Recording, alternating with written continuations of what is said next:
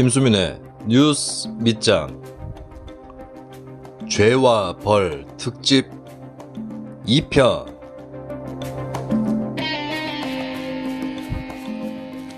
반갑습니다. 김수민입니다. 죄와 벌 특집 2편으로 이어갑니다.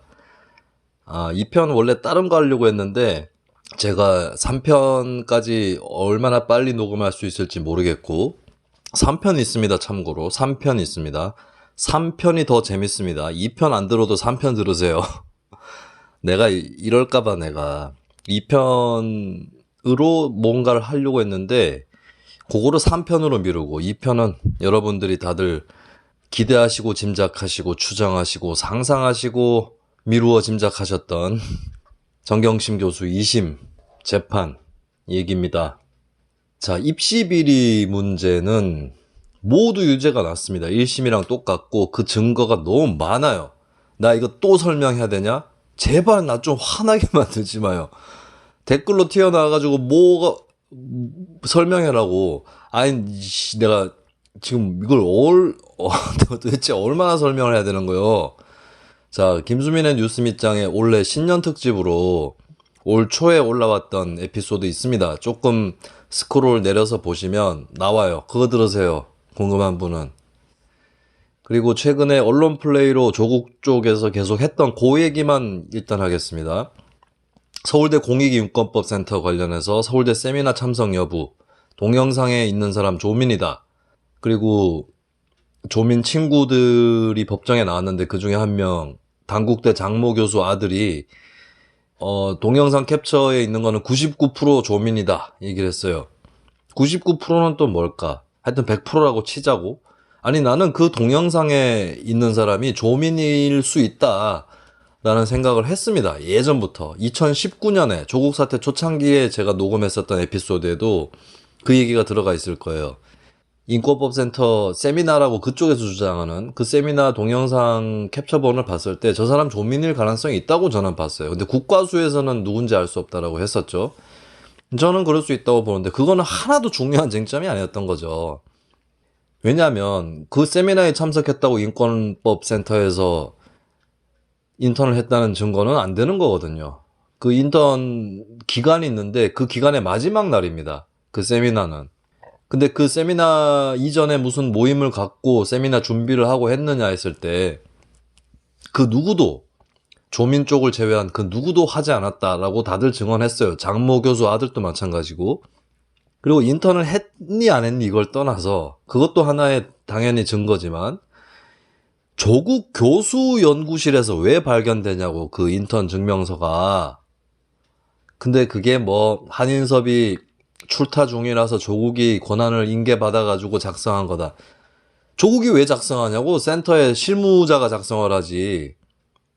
교수가 어지간해도 부지런하게 일을 하는 줄 알겠어요. 센터의 실무자가 작성하면 되는 거예요. 발급처 담당자가 있을 거 아닙니까. 근데 그걸 왜 조국이 작성하냐고.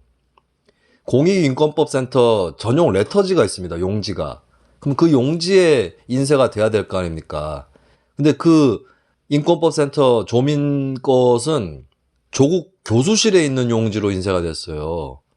이 말이 되는 과정이냐고. 그러면은 국무총리 딸이 대통령 표창 받아야 되는데 그거 표창 발급하는 실무부서에서 발급 안 하고 국무총리가 자기 컴퓨터로 야 내가 대통령 다음에 나니까 대통령한테 전화해가지고 대통령이 된다고 하더라. 그래갖고 내가 그냥 작성한다. 이래도 됩니까? 이게 무슨 아니 그런 식으로 발급된 증명서가 어디 있냐고.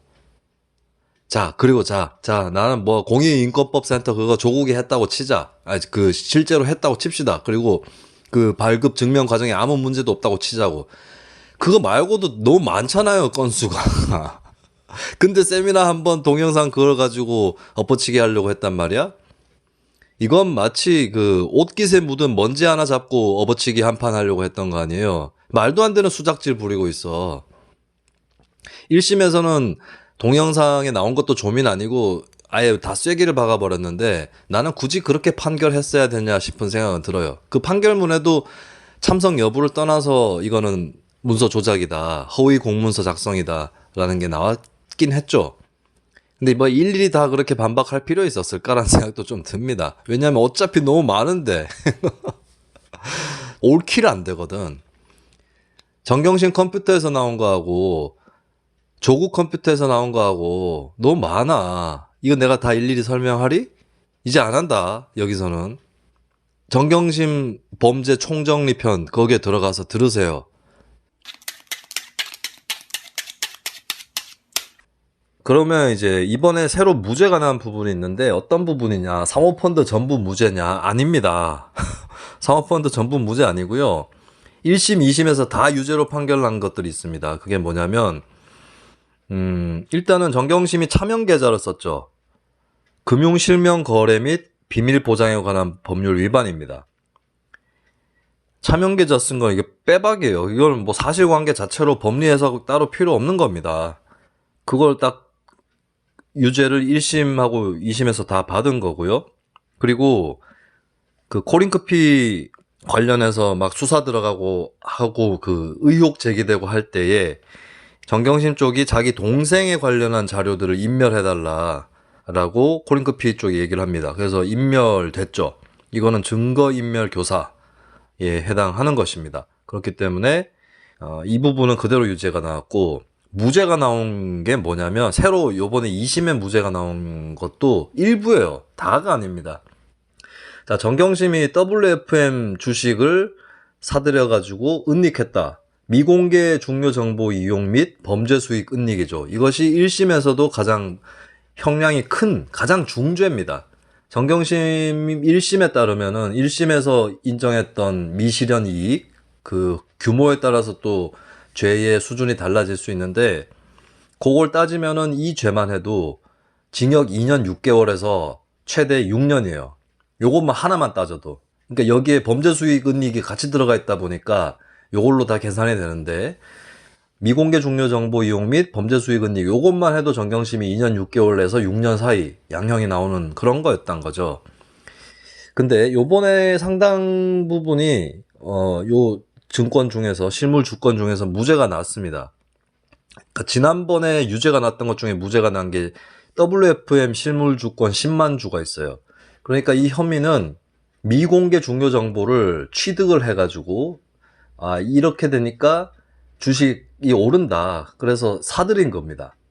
사들여가지고 이거를 또 실물 주권으로 사들여서 정경심 씨가 은행 금고에 보관하고 있었어요.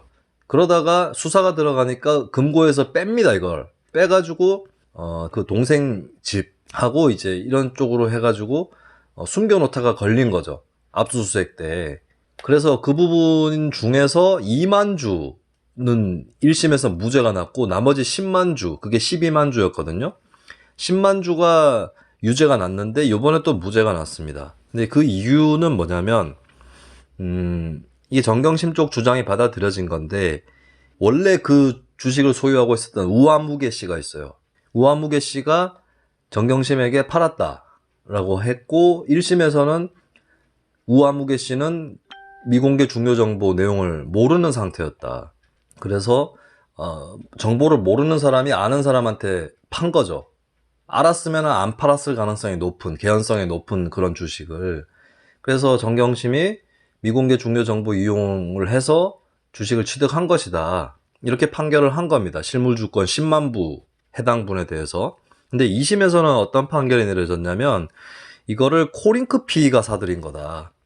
코링크피는 그 미공개 중요 정보를 알고 있었던 당사자 중에 하나인데, 코링크피가 알고 있으면서 그 우선 매수권을 갖고 있었고, 그걸 활용해가지고 사들인 거다. 그래서 코링크피가 산 다음에 그것을 정경심에게 바로 팔았기 때문에 정경심 쪽은 무죄다. 정경심 쪽은 미공개 중요 정보 이용을 해가지고 취득한 게 아니다. 이렇게 판결이 난 겁니다. 2심 판결이. 근데 여기에서 이제 제기되는 의문은, 코링크피와 우아무개 씨 간에 계약서가 있어야 되는데 계약서가 있느냐? 이 부분이에요. 이 돈의 흐름이 좀 분명하지 않다. 그리고 제가 좀 우려가 되는 거는, 이런 것들이 너무 쉽게 무죄가 나오면 유사한 수법의 범죄들이 생겨날 수 있습니다. 미공개 중요 정보 이용인데 만약에 A예요. A가 그걸 전해 들었어요, B한테. 그래서 정보를 습득을 했습니다. 그래서 C의 주식을 사들여요. 근데 A가 C한테 직접 사들이면은 유죄가 날 수 있으니까 중간에 사람을 껴가지고 그렇게 사들이는 쪽으로 하는 뭐 그런 수법이 혹시 생기지 않을까 이런 걱정도 되고, 어쨌든 이 부분은 조범동, 오촌 조카 조범동이 덤태기 신 겁니다. 예, 이게 조범동 재판에서 이 부분이 무슨 유죄가 나오고 이랬는지 모르겠네. 이거 또 재판해야 될 거예요. 그 죄에 포함되어 있지 않았다면. 그래서 정경심은 살아남고 조범동이 벌받는 이런 구조가 되는 거죠. 이게 대법에서 그대로 인정이 된다면. 자, 그러면 이 정도면은 권력형 비리 아니다, 사모펀드에는 큰 문제는 없었다, 이따위 얘기를 하는데, 제가 아까 얘기했지만 유죄 나온 게 있고, 그 다음에 쟁점이 뭐냐면 조국은 자기가 사모펀드 모른다, 블라인드 펀드라서 뭔지 모른다고 했어요. 근데 코링크피가 인수한 WFM 주식을 어떻게 갖고 있냐고. 거짓말이죠. 그 다음 자기 부인도 사모펀드 할 줄 모른다는 식으로 얘기했어요. 모르긴 개뿔이 차명 계좌로 돈 또 숨겨놓고 실물 주권 또 보유하고. 전문가시구만, 전문가. 그리고 자기 오촌 조카가 코링크피에 관여하지 않았음을 확인했다라고 조국 청문회 준비단에서 입장을 밝혔죠. 개뿔이죠. 실운영주로 밝혀진 거 아닙니까? 조범동 재판에서 이미 이 사모펀드의 잘못은 드러났다고. 조범동이 기업 사냥꾼이 돼가지고 이 사모펀드를 막 활용하고 지가 횡령해먹고 이런 것들이 드러난 거 아니에요. 그래서 횡령죄는 정경심은 무죄가 났습니다. 왜냐하면 이게 횡령인지 뭔지 알고 했느냐, 그렇다는 명백한 증거는 없다. 의심은 갈 수 있더라도. 그러니까 정경심이 이득을 취득한 건 맞습니다. 허위로 하지도 않은 컨설팅의 비용을 받아갔기 때문에. 그래서 그게 횡령으로 의심받은 거 아니에요. 투자를 했는데, 투자를 해놓고 컨설팅비 명목으로 투자의 수익을 미리 챙겨가고 있었다라고 하는. 그래서 그 횡령에 조범동과 정경심이 공범이다라고 하는 게 애초 제기됐던 혐의고 기소사실인데, 일단 법적 판단에서는 그 조범동 1심 재판부도 정경심이 허위로 컨설팅비 챙겨간 것은 윤리적으로 비난받을 수 있다는 얘기를 했습니다. 재판부가 종종 이런 얘기를 판결문에 씁니다. 왜 쓰겠어요? 무죄라는 이유로 문제가 없는 건 아니다. 그러니까 무죄라는 걸 가지고 악용될까봐 그런 걸 써놓는 경향이 있는 것 같고, 그게 첫 번째. 두 번째는 사람들이 봤을 때 이거 문제 있는 거 아니야? 왜 무죄지? 이런 의문이 생길 수 있잖아요. 그래서 거기에 대비해서 재판부가 써놓는 성격이 있는 것 같습니다. 그래서 이 사모펀드는 문제가 많은 사모펀드예요. 그 범죄적 사모펀드였다고. 근데 무슨 민주당 의원들 그때 사모펀드는 시장경제에서 장려할 사안이 어쩌고 이지랄 하지 않았습니까? 다 거짓말이잖아, 너네 했던 얘기가. 그리고 이렇게 무죄가 나오면 법정에서 밝히면 돼요. 그게 수사와 기소에서 보장되는 것입니다. 그럼 수사와 기소 자체를 못하게 할까? 수사 기소를 해가지고 죄는 유죄는 아니지만 윤리적으로 문제가 있거나 그런 사실관계들이 밝혀지기도 한다고요. 그거를 언론이라든지 이쪽에서 밝혀내서 미리 다 공인해 놓으면 낫지. 근데 언론 공격하는 놈들이 누구냐고, 입 틀어막는 놈들이 누구냐고. 그 새끼들이 이제 와서 또 무죄 판결 난 거는 무슨 검사가 책임져라. 그러면 누가 수사하고 기소합니까? 박근혜도 그 재판 계속 받다가 징역 30년까지 올라간 거 10년 깎아서 20년 나왔어요. 강요죄로 나온 게 상당 부분 무죄로 돌아간 게 있거든요. 우병우도 직권남용 중에 또 무죄로 돌린 거 있어요. 그러면 박근혜, 우병우 무죄 나온 거 있으니까 올 무죄가 아니고 일부 무죄 나온 것도 검찰이 책임져라. 말이 됩니까 이게? 그렇게 얘기했나요? 그런 사람들은? 그렇게 얘기했어요? 김성태 무죄 나왔어. 나경원 무죄 나왔어요. 그럼 검찰이 책임져야 돼? 기소 잘못한 거예요? 그러면 또 그때는 이렇게 얘기하려나? 유죄인데 무죄를 입증 못하는 검찰이 무능하니까 책임져라, 이렇게 얘기하려나? 그렇게 치면 나도 정경심 무죄 나온 거에 대해서 그렇게 얘기하면 되냐고.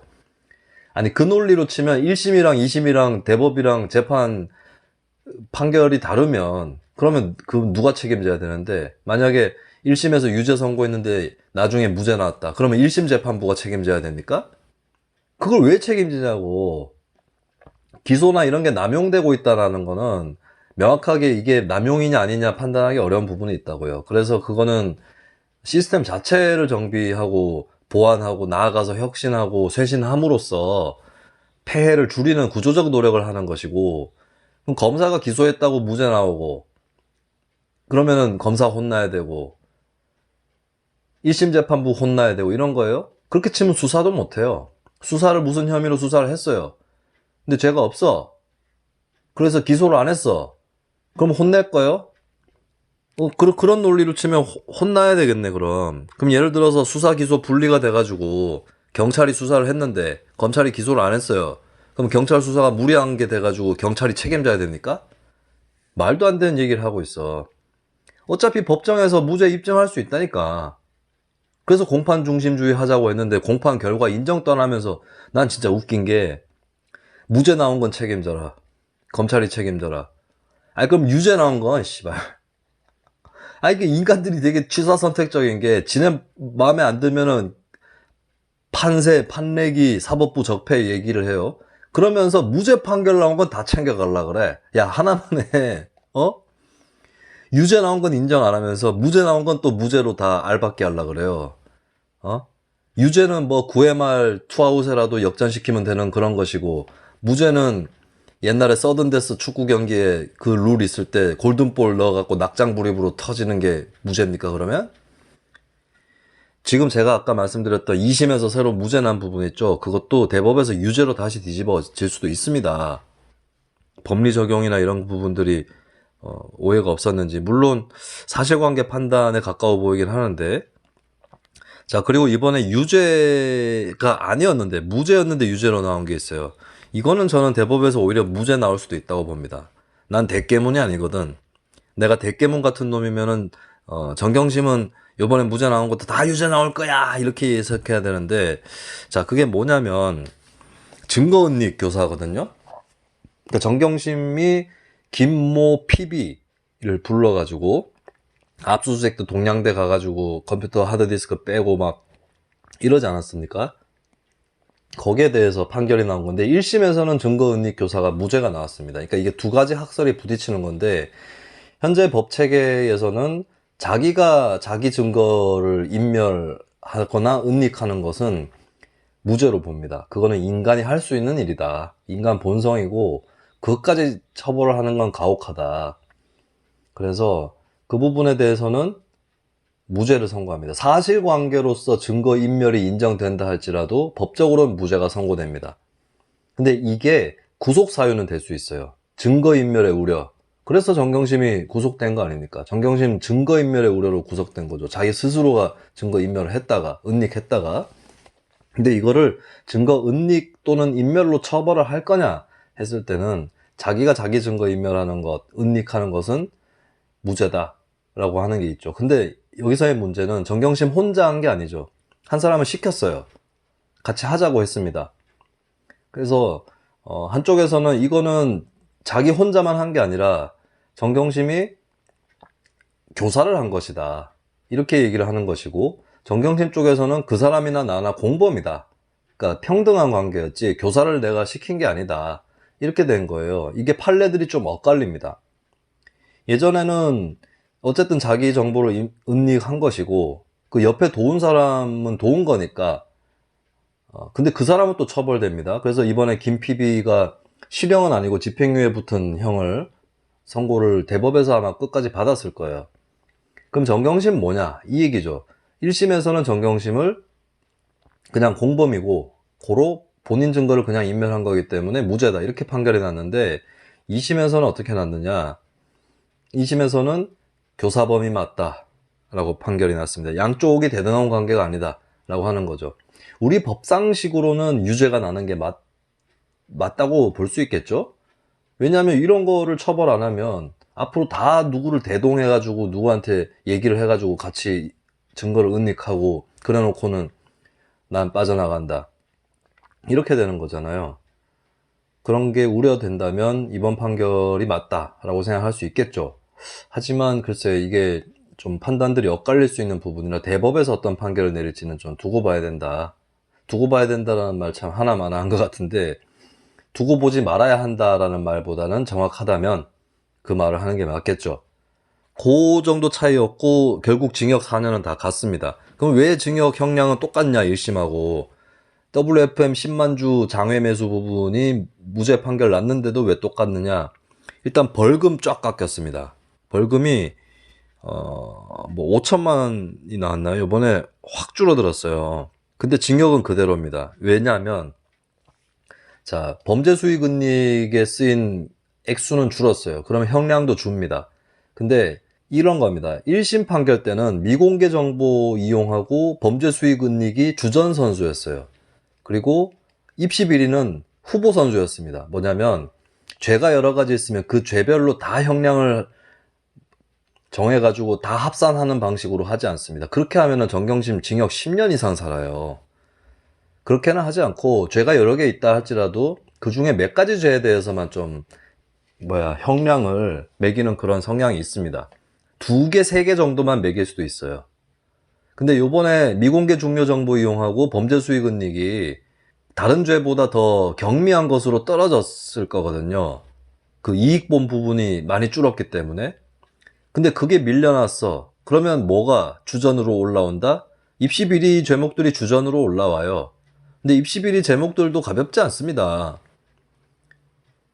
허위 공문서 작성 같은 경우는 특히 정경심, 조국 이쪽 사람들은 반성이 없잖아요. 그럼 가중 요인이 붙습니다. 그리고 대학 입시이기 때문에 피해자를 만들었을 것이고 또 문서안 위조가 한두 개가 아니잖아요. 사문서 위조까지 다 같이 얽혀 있고 이러면은 가중이 되는 거거든요. 최소 1년 6개월입니다. 최소 가중되면. 그거 하고 그 다음에 대학 입시 업무방해죄하고 사문서 위조, 위조 문서 행사 이런 것들이 가중까지 붙으면 1년 이상씩 나와요. 그리고 여기에 중요한 거 조국 같은 경우는 하여튼 요것만 쳐도 4년은 나온다고. 증거은닉 같은 경우도 그 증거은닉이 가중 붙으면 최소 8개월일걸요? 그리고 많으면 3년까지도 나옵니다. 어느 정도의 증거냐가 중요한 거겠죠? 그러면 어떻게 된다? 4년은 충분히 나오는 거예요. 일부만 합산해도. 그 말고 사기죄도 있잖아, 정경심. 동양대 연구보조원인가 그거 해가지고 허위로 등록해놓고 돈 타먹은 거 있잖아요. 그게 사기랑 보조금법 위반. 이런 거 뭐 더 합치면은 입시 비리만 해도 4년 충분히 나옵니다. 그러니까 한국 양궁 선수들 잘하는 사람들 국대 못 뽑혀도 국대만 뽑히면 금메달 가고 이런 사람들 많잖아요. 그거예요. 1심에서 후보 선수들이 2심에서 주전으로 뛴 건데 주전하고 실력이 비슷하거든. 그래서 징역 4년이 나온 겁니다. 자, 그러면 이게 조국 재판으로 어떻게 연결되느냐? 입시비리 올 유죄 나옵니다. 조국도. 조국이 직접 위조한 게 서울대 공익인권법센터 인턴 증명서, 딸 인턴 증명서랑 아들의 인턴 예정 증명서. 인턴 예정을 왜 증명하냐고. 어디다 내려고 한 거겠죠. 그거하고 호텔 아쿠아팰리스. 아쿠아팰리스는 도유명사 어의 1호 씁니다.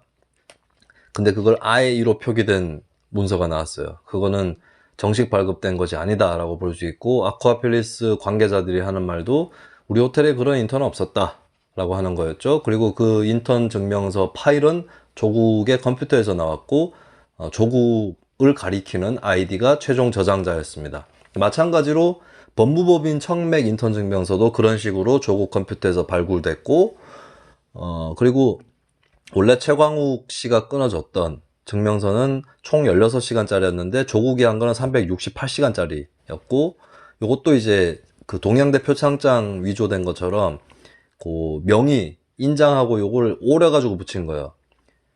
예. 똑같은 방식을 쓴 겁니다. 나는 그런 생각도 해봤어요. 표창장 혹시 조국이 위조했는가? 뭐 이런 생각도 해봤는데, 근데 이제 검찰이 다방면적으로 증거를 입수해서 밝힌 바로는 정경심의 컴퓨터 실력이 더 좋을 것이다. 정경심이 조국한테 메시지 보내가지고 컴퓨터 어떻게 깔면 된다 이런 얘기도 뭐 윈도우 깔 때 어떻게 깔고 이런 얘기도 했다 그러더라고요. 그러니까 정경심이 컴맹이다 이건 말도 안 되는 거죠. 자, 이렇게 해서 그러면 조국 재판으로 연결시켜 보면 조국은 어떻게 될 거냐? 입시 비리는 허위 공문서 작성, 사문서 위조, 위조 문서 행사, 대학 입시 업무 방해 이거 다 유죄 나옵니다. 정경심 입시 비리 유죄 나왔던 거 다 유죄 나옵니다. 물론 그 조국이 관여하지 않았던 사기하고 보조금법 위반 요거는 빼고. 근데 제가 아까 말씀드렸죠. 입시 비리 그 부분만 문서 위조하고 업무방해에 해당되는 죄들만 합산해도 상당히 된다. 조국도 그 정도 될 거예요. 그리고 조국은 증거은닉 교사는 정경심보다 더 빠져나가기 어렵습니다. 왜? 조국은 거기 통화를 했다는 거예요. 정경심하고. 그리고 다 1심, 2심에서도 조국이 관여했다는 건 다 인정됩니다. 물론 조국 재판은 아니지만. 그럼 조국 재판부에서 이 사실관계를 얻지 못하면 인정하는 건데, 그럼 법리적으로 어떻게 되느냐? 정경심은 그나마 1심에서는 본인이 본인 증거인멸했다라고 돼서 무죄 판결이 나온 적이 있어요. 근데 2심에서 못 나온 거죠. 조국 같은 경우는 전화 통화를 했기 때문에 현장에 없었어요. 자기가 자기 증거 인멸한 게 아닙니다. 근데 그러면 뭐다? 시킨 거예요. 더 확실한 겁니다. 조국이 증거은닉 교사 유죄 나올 가능성은 정경심이 2심에서 유죄 나왔던 것보다 가능성 더 높습니다.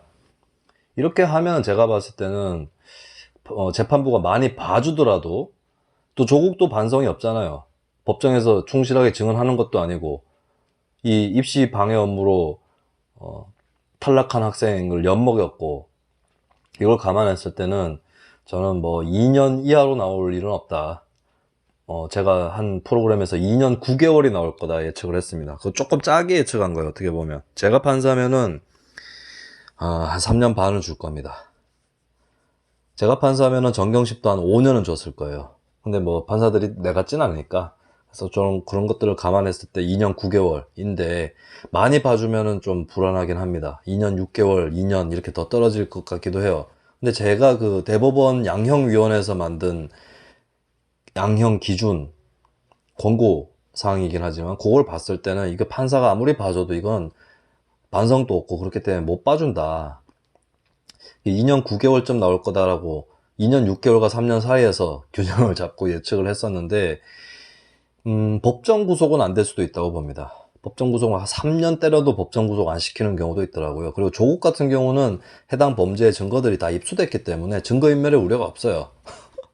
제가 옛날에 한번 이명박 불구속 가능성 얘기하면서 증거를 더 이상 인멸할 그게 없어서 못할 수도 있다, 구속 못할 수도 있다 얘기했다가 좀 욕먹었어요 그때. 많이까지는 아니고. 아니 내가 이명박 좋아가지고 불구속 점쳤나 어디. 구속의 요건이 증거인멸의 우려인데 인멸할 게 없으면 뭐 우려할 것도 없는 거 아닙니까? 마찬가지예요. 그래서 저는 조국도 법정 구속 안 될 거다라고 봅니다. 1심에서는.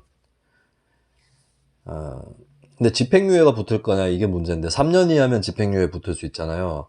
그러니까 조국이 행한 죄, 입시 비리만 쳤을 때는, 그것만 쳤을 때는 조국이 어느 정도 반성했으면 저는 징역 2년에 집행유예 3년 이런 것도 가능하다고 보는데, 반성도 안 하는데 집행유예 붙이는 건 아니지 않나요?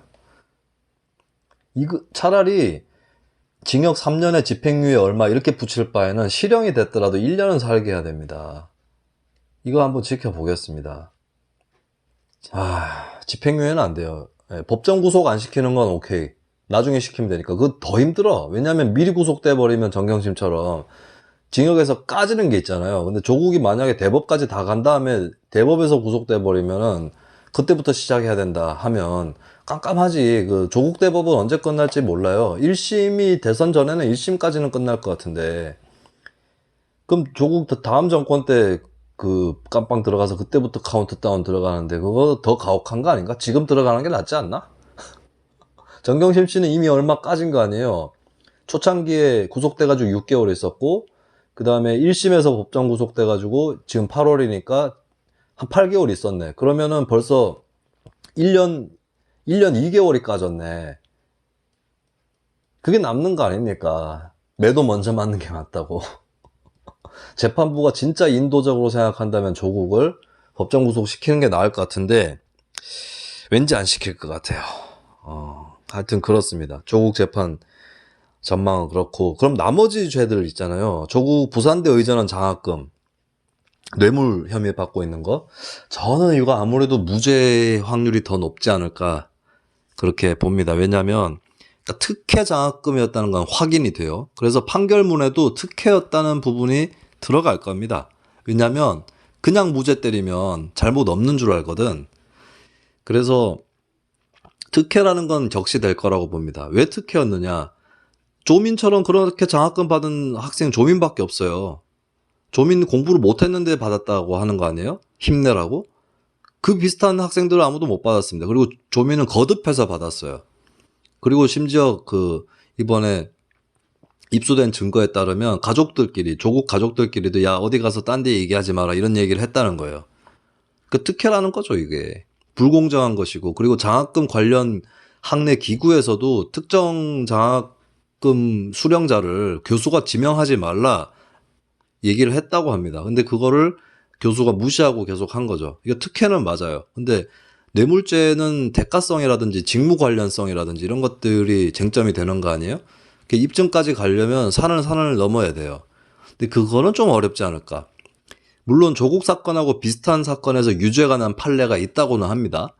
근데 그거하고도 미세하게 좀 갈릴 수 있는 부분이 있다는 차원에서 저는 일단 뇌물죄 부분은 무죄가 나올 가능성이 60% 이상이다. 뭐 80%까지 되는지 모르겠는데, 그래서 일단은 제가 예언을 할 때도 그 부분은 무죄로 판단하고, 그러니까 전제하고 예언을 했었고, 그리고 유재수 감찰무마 사건, 이건 직권남용 혐의하고 이게 이제 주의적 공소사실이고요. 예비적 공소사실로 직무유기 이렇게 걸려 있는데 직권남용은 무죄 나올 것 같아요. 그러니까 이 사건의 줄거리는 유재수는 문제가 있었고 그 사람을 감찰을 해야 되는데 중간에 중단되었다. 이걸 무마시켰다라고 하는 거거든요. 잘못된 건 맞아요. 그 사람은 문제가 있는 걸로 드러났으니까. 그때 끝까지 감찰해가지고 제대로 파헤쳤으면 진작에 바로잡을 수 있었을 문제였던 거죠. 근데 직권남용이라고 했을 때는 하급자에게 의무에 없는 일을 하도록 하는 게 직권남용이거든요. 몇 가지 요건이 충족돼야 되는데 직권남용이라는 죄 자체가 한때 사문화됐을 정도로 이게 실질적으로 기능을 못하는 죄목이었어요. 그게 국정농단 사태 때 되살아났는데 우병우 같은 경우도 직권남용에서 적지 않게 무죄를 받아냈거든요. 그래서 저는 직권남용은 무죄가 나올 거다. 거의 이거는 확신합니다. 근데 직권남용은 아닐지라도 의무를 다해야 되는데 의무를 다하지 않은 직무유기에 해당한다. 이게 검찰에 뒷받침하는 스페아용으로 하는 예비적 공소사실이거든요. 근데 직무유기도 나름의 기준이 있지 않을까요? 해야 될 일을 안 한다고 해서 다 직무유기라고 하지는 않을 거거든요. 그래서 직무유기도 나는 유죄가 나올진 잘 모르겠어요. 좀 아니다 쪽에 가깝습니다. 제 전망은. 그래서 결국 조국은 뇌물죄나 직권남용보다는 그쪽은 무죄 가능성이 높고 입시비리 쪽하고 증거은닉 교사 여기서 유죄가 나올 거다. 그리고 정경심 1, 2심 재판에서 정경심이 그러니까 조국한테도 막 그 ATM기로 돈을 송금 받잖아요. 그렇게 저렇게 해가지고 조국 집안의 돈이 코링크피 설립 자금으로 들어갑니다. 근데 그거를 이제 조국 쪽에서는 보낼 때는 코링크피로 보낸 게 아니라 조범동 씨의 배우자한테 보내거든요. 거기에 대해서는 조국 당시 민정수석이 재산신고에 넣었어요. 대여했다고. 근데 1, 2심 정경심 재판부의 판결은 그건 대여가 아니라 투자였다. 투자한 것을 대여로 바꾸는 거는 다른 거거든요. 왜냐하면 공직자는 그 투자 행위에 대해서 제약이 있습니다. 펀드라든지 증권 이런 거에 대해서. 근데 이거를 대여로 해놓으면은 그 제약에서 빠져나가는 거거든요. 그러면 허위로 공직자 재산 신고했다. 이게 되는 거죠. 이 부분도 유죄 나올 가능성이 좀 높습니다. 근데 제가 봤을 때 이 부분 가지고 뭐 죄가 크게 늘어나거나 그럴 것 같지는 않거든요. 아무튼 뭐 조국 재판은 그렇게 정리가 되겠죠. 근데 진짜 웃기는 거는 내가 아는 민주당 출입 기자들한테도 물어봐요. 민주당 의원들은 도대체 재판 내용을 아는 거냐 모르는 거냐. 그게 중앙일보에 마침 기사가 났던데 김종민 의원은 표창장이나 이런 거는 직접 증거도 없이 무리하게 판단했다고 얘기하더라고요. 내 방송 들어라. 숙명여고 쌍둥이들이 직접 증거 없이 유죄 판결이 난 사례고요. 동양대 표창장은 내 또 얘기해야 돼? 이게 아니야, 씨발. 두 가지만 얘기할게요. 조작하는 몇 월 몇 시, 몇 년 몇 월 며칠, 몇 시 몇 분 몇 초에 조작했다라고 하는 무슨 프로그램을 어떻게 가동시켜서 무슨 작업을 했는지 그 나타나는 타임라인이 다 나왔고, 표창장 안에 증거들이 많다고, 직인 위치부터 해서. 근데 또 설명 안 해, 이제. 그거 들어라, 제발. 내가 애 먹고 74분짜리 녹음해놨는 거 좀 들어! 자, 그 다음 누구야? 박주민 의원은 잘 모르겠다. 예, 예. 예, 예, 그러세요. 예, 예, 알겠습니다. 이래가지고, 어떻게 지금, 응? 조국 사태 2년 전으로 돌아가는 거잖아요. 민주당 의원들은. 자, 그때 잘 묻었죠. 잘 묻었지. 그리고 조국은 사법에 특혜를 받은 사람입니다. 뭘 도륙을 당하고 멸문지화를 당하고 웃기고 자빠졌네. 자, 조국 모친 있죠. 웅동학원 이사장. 그 양반 소환 안 됩니다. 그 양반 또 더 조사해가지고 죄를 찾아봤어야 되는 거거든요. 왜냐면 조국 동생이 걸린 거 있죠. 채용비리. 그 시험지 빼돌려서 유출시킨 다음에 돈 받아먹고 그 사람 합격시켜주고 이런 거 아니에요. 그 시험지를 어떻게 빼돌렸느냐. 모친이 집에서 자는데 빼돌렸대요. 훔친 거죠. 그러니까. 이거 그대로 믿을 수 있나요? 모친이 줬을 수도 있잖아. 모친이 야 그거 걔한테 주고 돈 받아와라 이렇게 했을 수도 있잖아요. 뭔 얘기냐면 그렇게 했다는 뜻이 아니라 그냥 당사자 진술에만 의존한 겁니다. 모친은 난 몰랐다 이러고 이제 조국 동생은 내가 훔쳤다 엄마 자는데 훔쳤다 이렇게 된 거 아니에요. 거기서 끝내면 되느냐고. 운동학원 자체가 엄청 큰 문제가 있는데 1심에서 조국 동생 재판에서 무죄가 나긴 했지만 저는 이게 관련 어떤 증거 문서도 나오고 했는데 왜 무죄가 나는지 잘 모르겠어요. 2심 때 이번 달에 판결 납니다. 거기서 드러나겠지. 그럼 또 죄와벌 4편 녹음해야 되나? 아 귀찮아. 근데 웅동학원 이사장 박정숙 이사장은 조사 제대로 안 받았다고 법정에서 증인 출석 한번 나왔다고요. 그래놓고 뭐 학교 운영 좀 했다가 집안이 망하게 생겼다고 거꾸로라니까. 내가 전에 얘기했지만 집안이 학교를 망하게 만든 거예요. 빚더미에 앉은 거 아닙니까 학교가. 캠코에 빚 이빠이 지고. 근데 그거 갚지도 않고 있잖아요. 독촉을 몇 번 했다더라. 그래가 학교 하나 후루룩 말아 잡수신 거 아닙니까. 근데 그 양반이 별 뭐 처벌이고 뭐고 기소고 뭐고 다 비껴나갔어요. 그리고 조민 씨 기소 안 됐죠.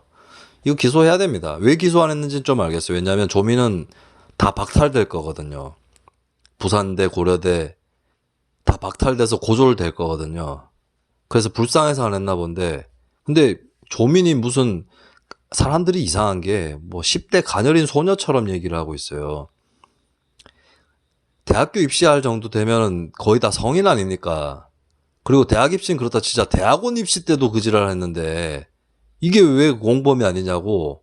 그럼 모르고 냈어? 부모가 서류를 위조해가지고 몰래 봉투에다가 슬쩍 집어넣나 보지? 말이 돼요 이게? 기소가 안 된 게 특혜입니다. 나중에 하더라도 당장 했었어야지. 구속도 아니고. 아니 구속은 사실 가족이 있는데 막 사람을 2명, 3명 이렇게 구속시키는 건 좀 피하는 거긴 해요. 근데 기소를 피할 이유가 뭐 있어요? 재판하는 김에 다 같이 해버리지. 아마 근데 조민은 기소가 되면은 재판 속도는 엄청 빨리 나겠다. 정경심 조국 재판을 통해서 사실관계는 다 입증된 거니까. 아무튼 간에 일단 기소 안 된 건 특혜입니다. 그리고 조국 동생 처음에 구속영장 기각됐었죠. 지가 뭔데 영장 심사 출석을 안 했어요. 영장 심사에 출석 안 하고 불출석하고 영장 기각을 받아낸다? 이게 굉장히 희귀한 사례입니다. 수년 만에 생긴 사례였대요. 이 특혜지 뭐야. 그 다음에 정경심 포토라인 없앴죠. 수사 출두할 때, 그 조사받으러 출두할 때 포토라인 없앴죠. 그 다음에 이 조사를 여러 번 받습니다. 정경심이. 그럼 사람들이 잘 모르고 졸라 터네 이렇게 생각했나 본데 말이 되는 소리를 해. 정경심이 아프다고 뭐 하다가 보면 아프대요. 어째 보내주는 거죠. 나 검찰한테 묻고 싶어요. 다른 피의자들한테도 그렇게 하냐고. 아프다고 할 때마다 보내준 거예요 그냥. 그거 특혜 아닙니까? 그리고 조국 법무부 장관 신분으로 나와서 조사받을 거 있으면 나와야지.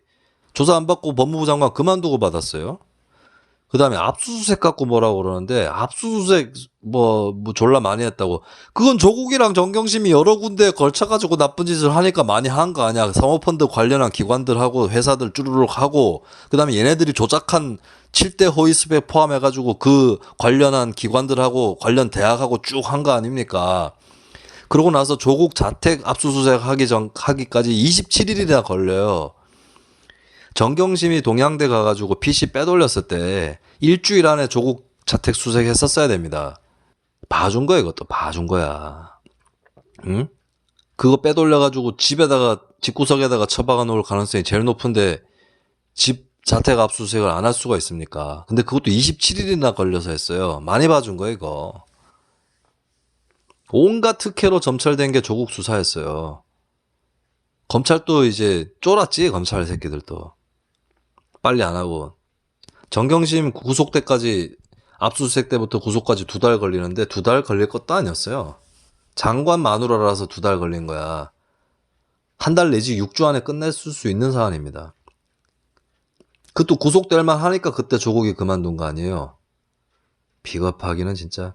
그 조국은 왜 구속 안 되는데 증거 은닉 교사 혐의가 정경심보다 훨씬 진하게 있구만. 차원이 다르게 있구만. 제가 아까 설명드렸죠. 이렇게 특혜를 받아놓고는 검찰의 무리한 수사로 도륙을 당하고, 도륙이 뭔 뜻인지는 알고 얘기하니? 아, 나 이 양반들 진짜. 그리고 언론 내 수혜도 받았죠. 언론이 그렇게 얌전하게 보도한 이런 파렴치범을 초장에 작살내버려야지 그냥. 이 뭐 볼 게 있는데 검찰개혁 같은 소리 한다. 시간을 거꾸로 달리고 있어요. 계속 판결이 거듭해서 나오고 있고 니네가 하는 말은 다 기각되고 법정에서 자빠지고 엎어지고 뽀개지고 작살나고 으깨지고 빠지고 있는데, 그래놓고는 또 자기네들이 이기고 있대. 법정에서 맨날 그 얘기하고 있어. 법정에서 막 쫙 증거를 내밀어 갖고 판사들이 확 놀라고 검사들이 아이고 당황하고 이지랄 한다면서 아주경제신문부터 해갖고 얘기를 하더니 결과가 왜 이 모양인데. 그럼 계속 그렇게 해. 계속 앞으로 조국 1심 2심 또 그렇게 하고 다 그렇게 해보세요. 에? 그러니까 재판 매사에 재판 지는 거 아니야. 민주당 대선 주자라는 인간들도 정신 못 차리고, 이재명이는 또 이거 각도기로 재고 있더만. 또 이재명이는 알 거야, 조국이 문제가 있다는 거를. 근데 이거 어떻게 이제 엎어칠 거냐, 이걸로 고민하는 거죠. 당내 경선 끝나기 전까지는 조국 편 들어야 되고, 끝나고 나면은 이제 조국 차야 되는데 어떻게 할 거냐 이거. 요번에도 직접 자기가 얘기 안 하고 캠프 대변인이 뭐 마녀 사냥이 어쩌고 뭐 이러고 빠져나갔어요. 근데 마녀 사냥이라고 한 거 캠프 대변인 이름을 기억하는 게 아니라 이재명 당신의 이름을 기억하게 될 거라고. 이낙연 한술 더 떠가지고 상호펀드는 모두 무죄가 나왔습니다. 보도자료 하나 못 구하나? 보도자료는커녕 기사도 한 줄 안 읽은 사람처럼 왜 그래? 아마추어 같이. 뭐냐고 이게. 한나라의 대통령이 되겠다고 하는 사람들이, 지지율이 2자릿수 퍼센테이지가 나온다는 사람들이 뭡니까 이게. 이재명이 되겠죠? 이재명 어떡할 건데 이거. 김남국 수행실장으로 쓰고 잘한다. 자, 근데 사람들이 착각하는 게 있어요. 김남국 보면서 하는 얘기가, 김남국은 라인을 갈아탔네. 되게 웃긴 얘기예요. 뭘 라인을 갈아탑니까? 그 얘긴즉슨 김남국은 강성 친문이고, 그 이유는 조국기 부대 집회에서 정경심 교수님 힘내세요 했던 사람이고, 그랬던 양반이 이재명 라인으로 갈아탔다. 이 얘기인데, 거꾸로야. 원래 김남국이나 이 사람들은 이재명 라인이에요. 제가 김남국 모릅니까? 제가 그분하고 같이 방송을 한 거는 별로 없어요. 한 번 있었다, 한 번. 근데 김남국 씨 어디서 키웠습니까? 이동영 씨 등등이 하는 미르미디어에서 키운 거 아니에요. 그쪽 식구예요. 미르미디어 알잖아. 거기 친 이재명 라인 아닙니까? 거기가 친 이재명 아니면 어디가 친 이재명인데, 그 미르미디어 그 이동영 쪽 사람이에요. 김남국 의원은. 김남국 의원이 조국기 부대 집회 무대에 올라갈 때도 이재명 라인으로 올라간 겁니다. 그 조국기 부대는 사실 서초동 집회 있잖아요. 이게 검찰개혁 집회라고 본인들 주장하면서 조국 수호 집회한 것이다. 요것도 일면의 진실이고, 사실 그 집회의 비밀은 뭐냐면 친문들끼리 싸운 겁니다. 실제로 그랬죠. 그래서 서초동 집회하고 또 뭐 여의도 집회 이렇게 분화되고 그랬잖아요.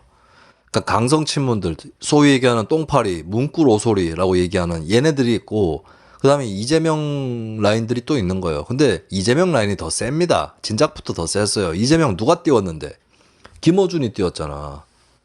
그럼 김어준이 친문 아니면 누가 친문인데 또. 그러니까 사람들이 헷갈리게 속아 넘어간 게 강성 친문이랑 이재명이랑 분리되는 건 줄 알고 있어요. 아니라니까. 그냥 그 왕의 순서를 정해놓은 거라니까. 문재인, 이재명 이렇게. 이름도 딱 맞네. 이명박근혜, 문재명. 그럼 뭐 이재명이 무슨 민주당이 비주류인 것처럼. 민주당의 비주류는 조홍천하고 몇 명밖에 없어요. 국회의원 중에 10명도 안 돼. 이재명이 무슨 비주류야.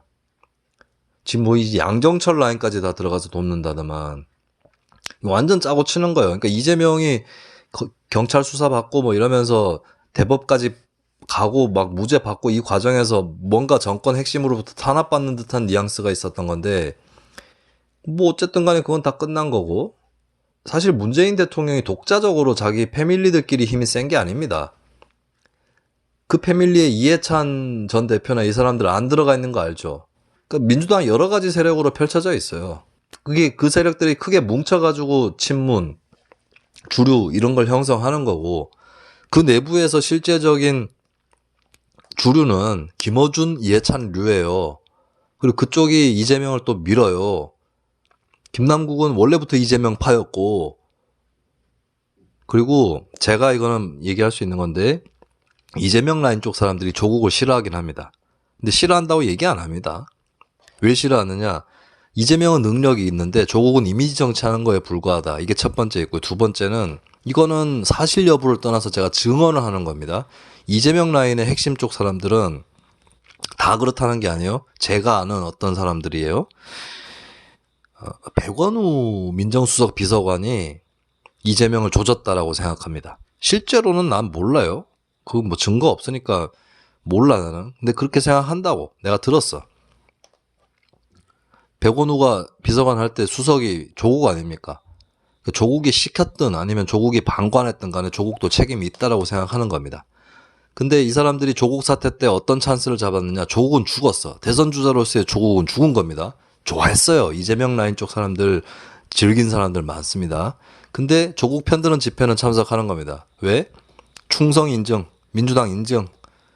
대선 후보까지 가려면은 지지율만 갖고는 못 가불거든요. 그렇기 때문에 나 이번에도 너희 편이야. 우리 다 같은 편이야. 이거 해주기 위해서 그 집회에 간 거예요. 그리고 김남국 씨는 그 집회 무대에 오르는데 성공한 거죠. 똥파리들이 진 겁니다. 김남국하고 문구로소리가 싸워서 문구로소리가 진 거예요. 그 집회 사회자가 못 됐기 때문에. 그 김남국이 떴죠. 김남국은 조국을 판 겁니다.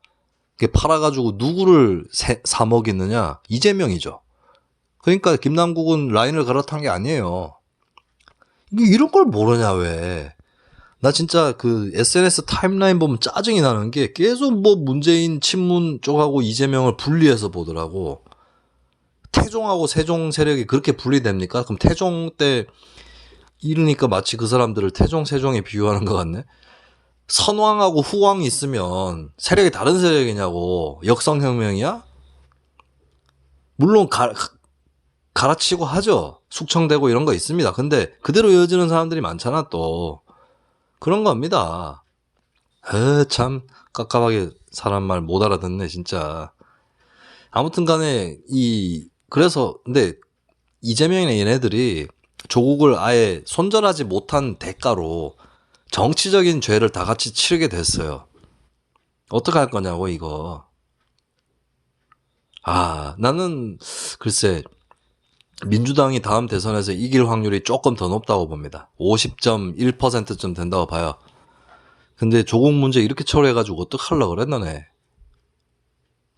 큰일 나 그러다가 대선에서 이겨도 큰일 나.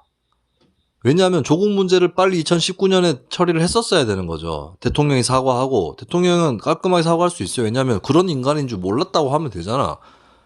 조국이 표창장하고 그쪽 가족들이 표창장이나 온갖 문서를 다 위조하고 그런 인간들인지 어떻게 알았냐고. 대통령이라고 알았을까? 그러면은 사과하면 되죠. 그럼 민주당이 180석은 못 얻었겠지. 그 사태 여파로. 근데 그래도 나는 이겼을 거라고 봐요. 국민의힘 그 당시 미래통합당에 워낙 한심했기 때문에. 더군다나 대표가 황교안이었잖아요. 2020년 총선은 민주당이 어차피 일당이 되게 돼 있었다고. 근데 참 이 역사의 아이러니인 게 민주당이 과반 의석이 안 됐어요. 만약에 2020년 총선에서. 그럼 지금처럼 욕 먹을까? 아닐 거거든요. 과반도 안 되는데 국민들이 세게 욕 안 한다고. 오히려 민주당 정권 재창출하기엔 더 좋았을걸? 180석 먹는 것보다? 그런 절묘한 이치가 있습니다. 근데 180석은 먹어버렸고, 근데 조국 사태는 계속 드러나. 재판에서 드러나. 후유증이 계속 오는 거예요. 그럼 만약에 이재명이 또 민주당 후보로 나가서 대통령이 된다고 칩시다. 근데 이재명이 해놓은 말이 있어요. 다 박제됐어. 조국 편든 거. 근데 조국 2심 대법 판결 나. 징역이야. 어떡할 건데 이거? 다음 총선은 어떡할 건데요? 그러니까 민주당이 당장의 선거를 이기기 위해서 나중에 선거를 말아먹는 길로 가고 있어요. 이게 민주당이 자초한 벌입니다. 그리고 제가 지금 얘기 드린 거는 민주당이 대선에서 이긴다는 전제에서 드린 건데 질 수 있어요. 잘못하면 조국 때문에. 왜냐하면 대선 때는 여러 가지 이슈들이 튀어나오고 또 과거보다는 미래 전망적인 성격이 강합니다. 그런 의미에서 조국 사태는 좀 상대화될 가능성이 원래는 큰 것이었죠. 근데 민주당한테 좋은 거리들이 있잖아요. 윤 전 총장 가족 문제, 장모, 부인, 어느 것까지가 진실인지는 알 수 없지만 일단 장모는 이 사람은 이미 유죄 판결을 받고 구속이 돼 있는 상태입니다. 앞으로 유죄 판결이 더 나올 수도 있고요. 그런 상태예요. 그리고 유무죄를 떠나서 이 사람은 돈 있는 데에 많이 보이는 골치 아픈 캐릭터예요. 사람들 다 알고 있어요. 장모 치기 좋죠. 부인 딴 건 몰라도 그 유지 있잖아, 유지 논문 그거 취소될 것 같지 않아요? 아무리 봐도 취소각인데 차라리 빨리 취소되는 게 좋을걸? 대선 막판에 되는 것보다. 근데 문제는 뭐냐면 민주당이 그걸 칠 수 있느냐는 거예요. 장모 문제를 치려고 하면 아니 너네 그 사모펀드는 어떻게 다뤘냐, 정경심 입시 비리는 어떻게 다뤘냐, 이렇게 되면 어떡할 건데. 자, 조국 딸이 입학 취소가 기정사실화된 채로 법정에서 까발려지고 있어요. 입시 비리에 대해서. 그리고 윤석열 배우자가 박사학위 논문이 취소돼요. 어디가 더 빡셉니까? 어디가 더 강렬한 인상을 주게 되나요? 조국 아니야? 입시 비리 대 그 박사학위 취소. 입시 비리가 더 셉니다. 조국 문제 정리 안 해놓고 윤석열 어떻게 치려고 그래? 예전에도 2002년 대통령 선거 자금 때문에 난리가 났을 때도 안희정이 구속되면서 한나라당을 치는 여론과 검찰 수사도 더 강력해졌습니다. 자기 편의 문제를 인정할 때에 남을 칠 수 있는 거거든요. 그거 안 된다는 거지, 조국 사태 때문에. 그러고 대선을 어떻게 이기려고 생각을 해요. 이길 수 있지 그래. 근데 이기려면 좀 멋있게 하고 기본을 해야지. 그리고 이기면 이기는 대로 다음 총선에서는 이자까지 붙어가지고 돌아옵니다. 그게 벌이에요. 사실 조국 일가의 죄보다 민주당의 죄가 더 큽니다. 조국 일가의 죄는 그냥 정경심 징역 4년짜리예요. 저는 5, 6년 줘야 된다고 보지만 뭐 4년이나 6년이나 그 정도예요. 그 수사해가지고 살게 하면 돼요. 조국도 마찬가지고. 근데 그 수사를 방해하려고 했던 거, 언론이 보도하는 진상을 은폐하려고 했던 거, 이거 자체가 권력형 비리입니다.